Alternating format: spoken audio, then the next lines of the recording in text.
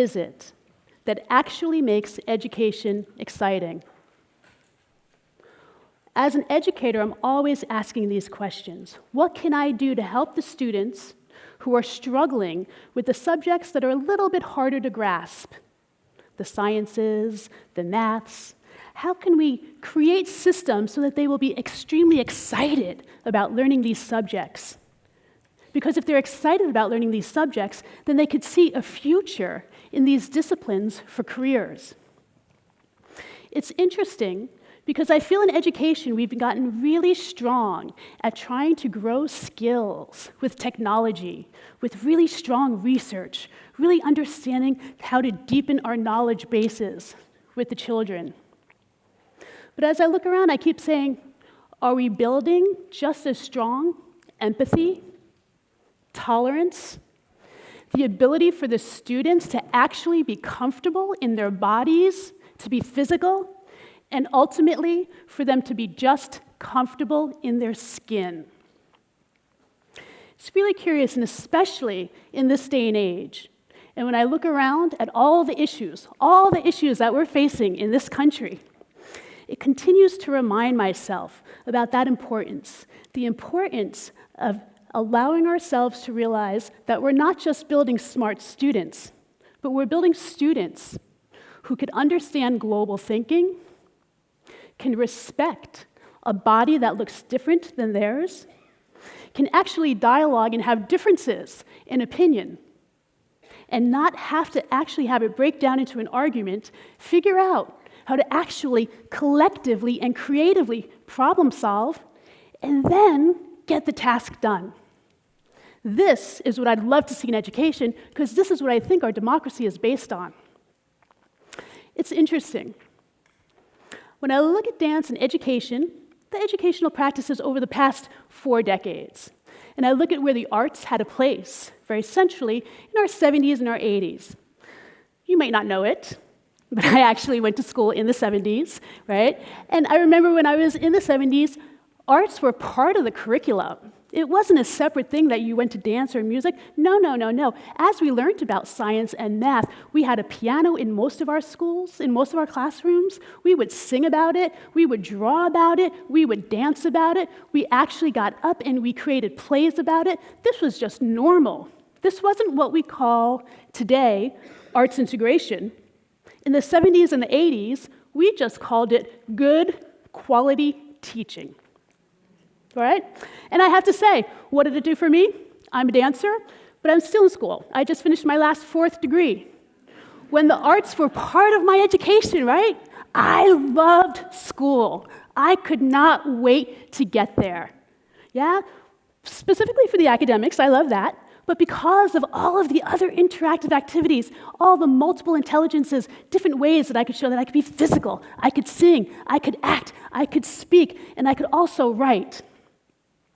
This, to me, is paramount in our educational systems. I think about that, and I keep wondering about the last 20 years, and I see the differences that I'm seeing in students as we have pulled the arts out. Yeah, and the ability to actually collaborate, communicate, to actually critically think rather than just giving you a rote answer, 1, 2, 3. This is the kind of education that I'm really interested in doing. Luckily, I run a company. I'm a director of a dance company here in DC, and we not only work with kids, we do education for all ages. Seniors, college students, non-dancers, dancers. And in all of our classes, even if we're teaching dance, we know that simultaneously, it's just as important to build the individual. So I would say this, whatever class that I'm teaching, the first thing, there's 4 tenets that we usually use. The first is respect. We encourage respect and respect for the body, right? You have to have that as a dancer to survive. But we also say that especially with kids, because if kids can respect themselves, then there's a chance that they can respect somebody else. We bring this and we really teach it to kids because this is the key when we're talking about anti-bullying and building tolerance.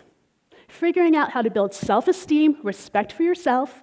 When you feel respected and you are built in your self-esteem, you can respect people around you, and then you could respect the environment and realize how important the environment and the earth is for all of us to survive. The next thing we talk about is relevance, and this is in education.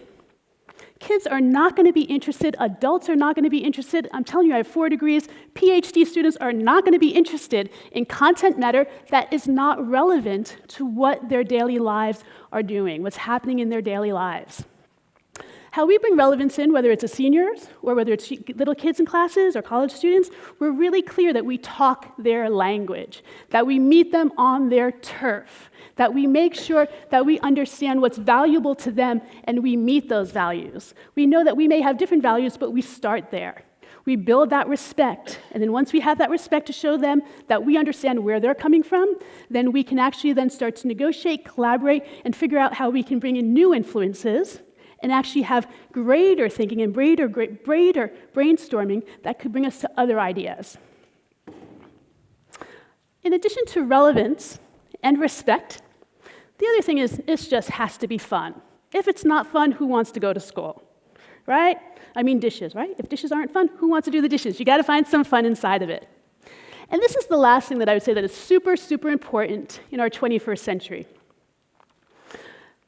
As we are getting so strong, again, within our texting, our cell phones, our Facebooks, right? It's so important that these kids are actually learning with the arts. And I really feel, I'm a dancer, so I'm a little biased, dance in particular, you cannot do it with your cell phone in your hand. You have to put it down. You have to look at somebody else. You have to interact, yeah? And this is what's amazing for me, when you see different bodies, different minds, different ideas, kids working together, creating amazing dances, yeah? Working together in a way that I keep hoping and wishing that we could see happen in different fields within our entire United States. As we continue to see this progress with the kids, it's really amazing to me, and I know there's many different ways that we teach, but I've actually been invited here to speak specifically about arts integration. Arts integration, just in case you're not sure what that is when you teach an art concept balanced with an academic subject. So it's not that it's in service of the academic subject, it's that you're learning just about the arts just as much as an artist would, whether it's visual arts, dramatic arts, dance arts, as well as you're learning those academic concepts. And again, as we do that, I'm going to give you a very specific example. Again, I'm a dancer. I've been asked to teach, but I do have to say, dancers are concrete, and we are really action-oriented. What I'm going to show you very specifically in this next example is taking all these ideas that I talked to you about, and we're going to highlight an Earth and Space Science residency.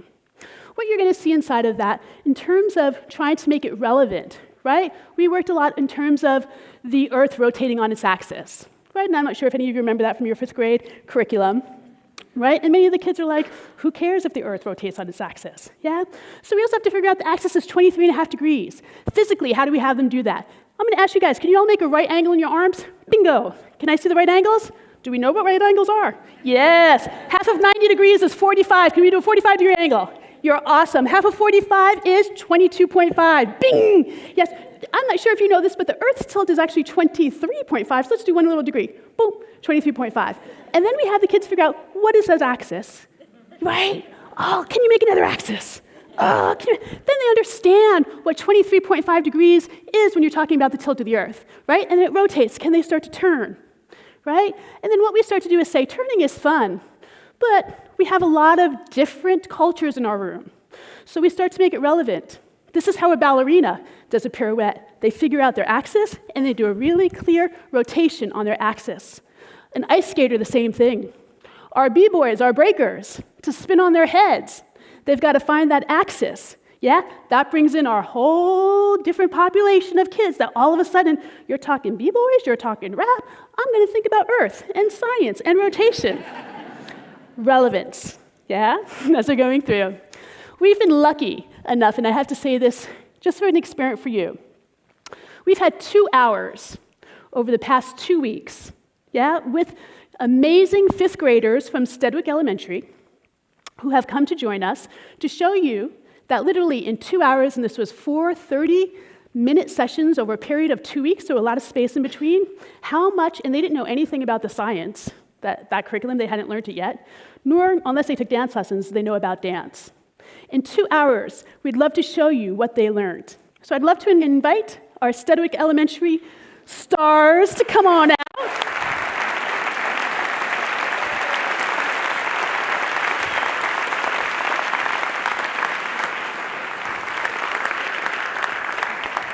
And in the dance that you're going to do, I talked a little bit about rotation, right? We've also talked a little bit about energy and the sun and how the sun gives off energy. We talked about how the earth revolves around the sun, and that takes a full year and a calendar year, and that creates the seasons. Yeah? We also talked a little bit about gravity and anti-gravity. So I'm hoping that you can see some of these concepts in the dance that we created. Enjoy. See.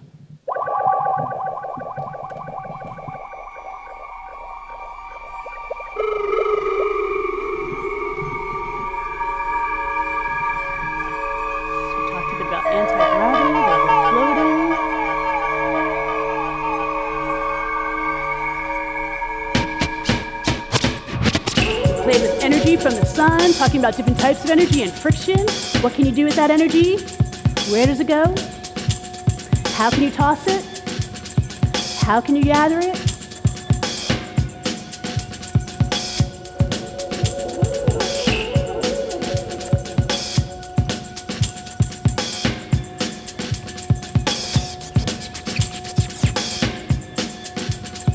$23.5, are they hitting it? 23.5, right on it, baby. They got it. Yes.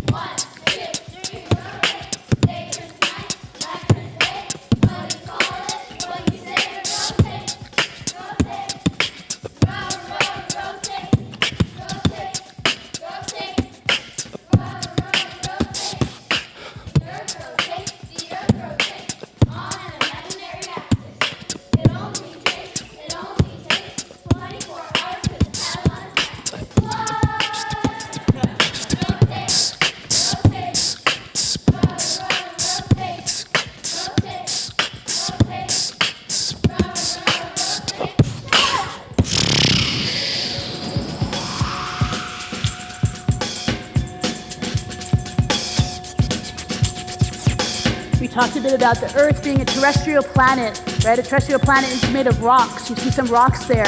We also talked about Earth is special, that we have liquid water. So you're seeing some liquid water through the dancers. Mercury, Venus, Earth, and Mars.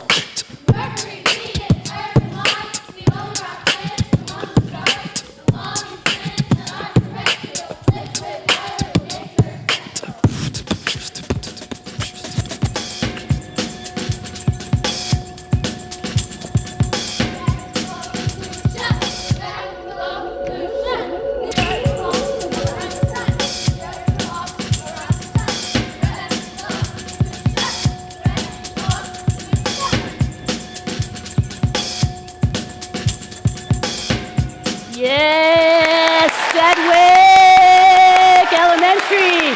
Stand up and take a bow.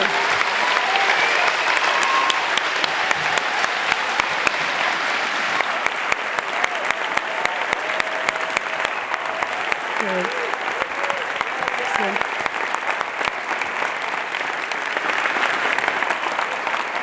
Excellent. Awesome, you guys, really awesome. And just as a final note, I just hope that you saw not only the dance concepts, not only the science concepts, but what is really, and I think in this time, and especially within the next few months, that we really see these kids, different bodies, different minds, different cultures, working together in a very short amount of time, having tons of fun, getting together, and really making a collective dance, just like we would love to see in the USA as a true democracy.